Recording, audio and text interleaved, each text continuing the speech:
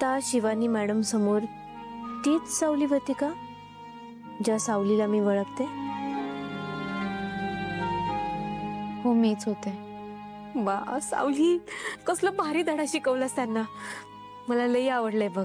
पण मला एक कळलं नाही, तू असं अचानक कसं काय वागलीस? म्हणजे तुला नेमकं झालं तरी काय? असं काय केलंस तू? माहित नाही ग, माझ्यात इतकं बळ कुठून आलं ते. असं अंगात अचानक शक्ती संचारल्यासारखं वाटलं. अरू, त्या शिवानी मॅडम मला आणि सारंग सरांना दूर करण्यासाठी इतक्या खालच्या पातळीला जातील असं कधीच वाटलं नव्हतं मला. नाही, याआधी सुद्धा त्यांनी असे प्रयत्न केले आहेत, पण हे मला खात्री आहे पारू, या सगळ्या प्रकरणात त्या शिवानी मॅडमचा नक्कीच काहीतरी हात आहे.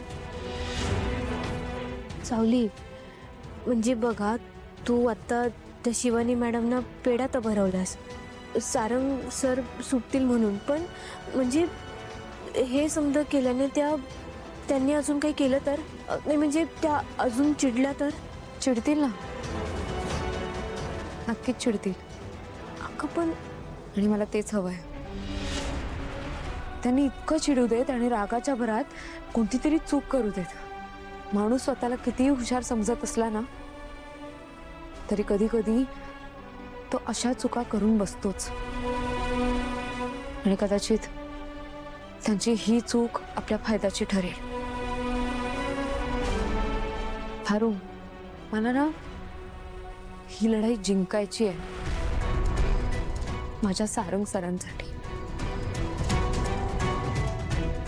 तू जिंकणार, ही लढाई तू नक्की जिंकणार सावली. तू माझी मैत्रीण आहेस म्हणून नाही सांगत आहे मी, तू सत्याची बाजू घेतेस म्हणून तू ही लढाई जिंकणार, मला खात्री आहे. अगं बोलत काय उभं आहे आपण? तुझ्या त्या लाडक्या भैरवी मॅडमची बी लढाई जिंकायची आहे ना. चल आता. हो, रडू नकोस, चल.